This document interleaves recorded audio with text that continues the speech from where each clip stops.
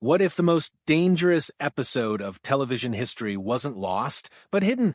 Not destroyed, not erased by accident, not forgotten in some dusty archive, pulled, locked away, silenced for more than half a century.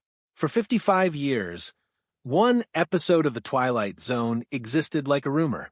Fans whispered about it. Bootleg copies passed quietly between collectors. Some believed it had been exaggerated. Others thought it must have been truly offensive if a network chose to pretend it never existed. Then, decades later, it resurfaced, uncut, unapologetic, still unsettling. The episode was called The Encounter, and the story behind why it vanished may be more disturbing than the story it told. To understand how a 25-minute black and white television episode could become one of the most suppressed entries in American TV history, we have to step back into a time when television was both entertainment and battleground. Entering the Zone, a show that said what others couldn't. When The Twilight Zone premiered on October 2nd, 1959, television was safer, cleaner, predictable. Sitcom families solved problems in 30 minutes. Western heroes wore white hats. Morality was clear. Good and evil were easy to spot. Then came Rod Serling. Serling had served in World War II. He had seen real horror, combat, death, the chaos of human cruelty.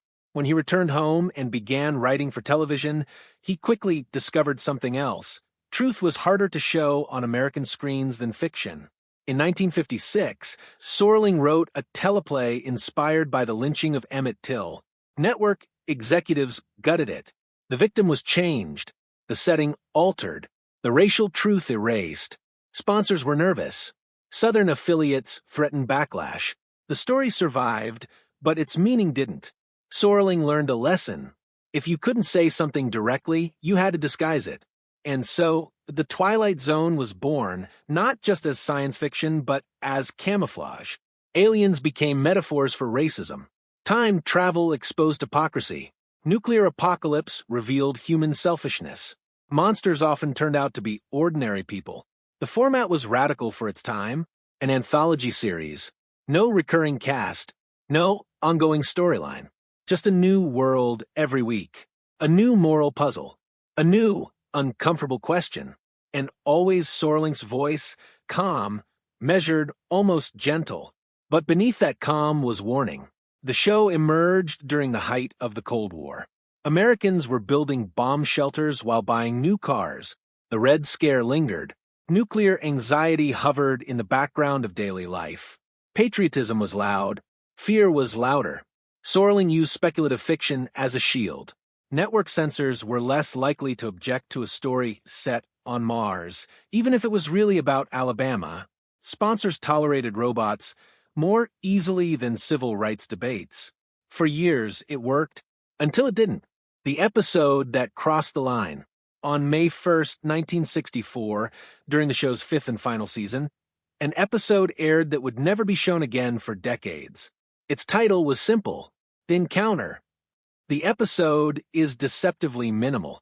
2 men, 1 attic, a single room for the entire runtime. No special effects, no elaborate sets, no alien creatures or twisting timelines. Just conversation. At first glance, it seems harmless. A middle-aged World War II veteran named Fenton is sorting through old belongings in his attic. Among the clutter sits a samurai sword, a war trophy he claims to have taken from a Japanese soldier. A young Japanese-American man named Arthur arrives looking for work. Fenton offers him a drink. They talk. At first, it feels almost friendly, awkward but civil. Then something shifts. Fenton begins reminiscing about the war, about killing, about the sword. His tone grows sharper, more defensive. He tells stories that sound less like heroism and more like confession. Arthur stares at the sword with unsettling intensity, and then he says something that changes everything. His real name isn't Arthur. It's Taro, and his father, he claims, was a spy for Imperial Japan, someone who helped plan the attack on Pearl Harbor. The air in the attic tightens. What follows is not a supernatural showdown. There is no ghost, no visible monster, no confirmed curse. Instead, Paranoia creeps in. Fenton grows suspicious. Was this young man sent for revenge? Is he possessed by the spirit of the sword's original owner? Is the attic itself closing in on them? Arthur becomes volatile. He speaks of honor, of inherited guilt, of blood. The sword becomes more than metal. It becomes history. And by the end, violence erupts, not as spectacle, but as inevitability. Two men, both trapped, both shaped by war, both unable to escape what was done and what was believed. Why? It was too dangerous. The episode aired once. Immediately, complaints flooded CBS. Asian American advocacy groups were outraged at the suggestion that a Japanese American character's father had been a traitor. In 1964, the United States had not yet formally reckoned with the internment of over 120,000 Japanese Americans during World War II. Most of them were citizens. None were convicted of espionage. They were imprisoned because of their ancestry. To imply that disloyalty had existed, even in fiction, felt like reopening wounds that had never properly healed. At the same time, other viewers claimed the episode was anti-American. Fenton, the white veteran, is no hero. He admits to killing a possibly unarmed soldier. He is haunted, unstable, consumed by shame. There is no patriotic clarity, no moral reassurance, no comfortable resolution. And that may have been the real problem. Television in 1964 preferred villains and heroes. Clear lines, clean endings. The Encounter offered none. So CBS made a quiet decision. When the series entered syndication, the episode was excluded. When home video releases came decades later, it was skipped. It did not appear in rerun marathons. It was simply absent. For over 50 years. The complicated truth at its center. What makes the episode even more layered is the actor who played Arthur, George Takei. As a child, Takei had lived in an internment camp. He remembered soldiers arriving at his family's home, remembered barbed wire, armed guards, his parents losing everything. He was 5 years old. That history shadows his performance. Whether viewers knew it at the time or not, the emotional undercurrent was real. In the episode, Arthur's confession about his father's espionage is never confirmed. It hangs in ambiguity.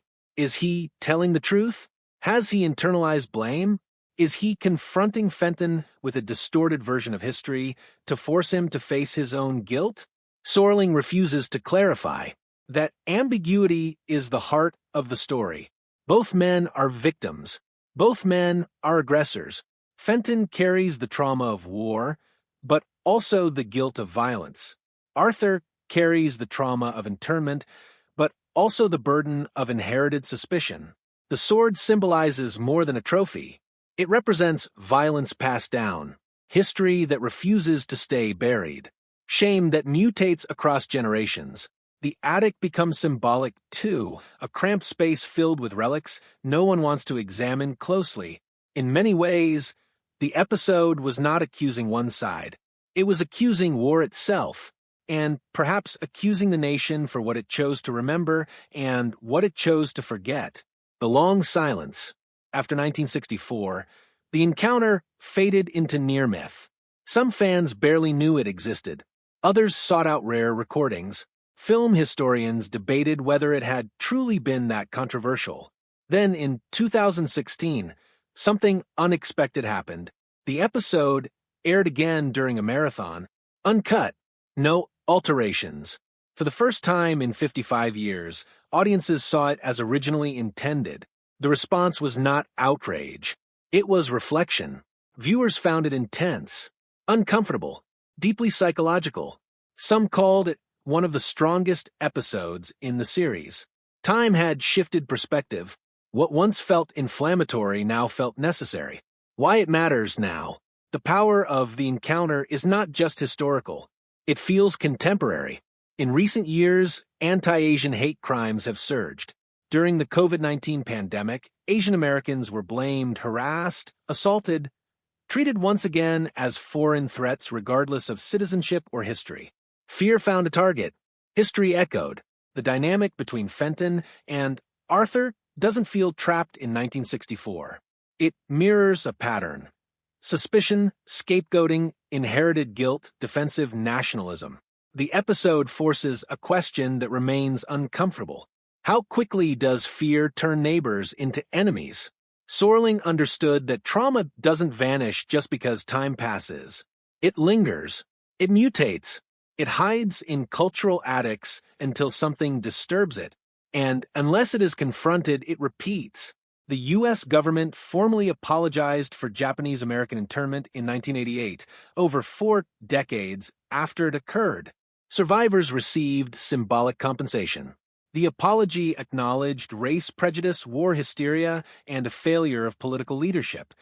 But apologies do not erase memory. Stories like The Encounter keep memory alive. Not neatly, not comfortably, but honestly. Censorship then and now. The Encounter was not the only episode removed from circulation. Other Twilight Zone entries vanished for legal disputes or licensing issues. But its disappearance stands apart because it wasn't about paperwork. It was about discomfort. And that debate continues today. Streaming platforms remove content deemed offensive. Audiences argue over cancel culture. Networks weigh artistic expression against public backlash.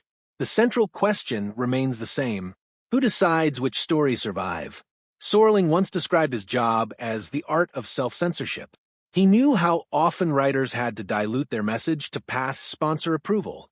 Even within science fiction, he was walking a tightrope. The Encounter may have stepped just slightly too far. But sometimes stepping too far is how art evolves. The Twilight Zone never really left. Modern shows like Black Mirror and Severance owe a clear debt to Sorling's blueprint.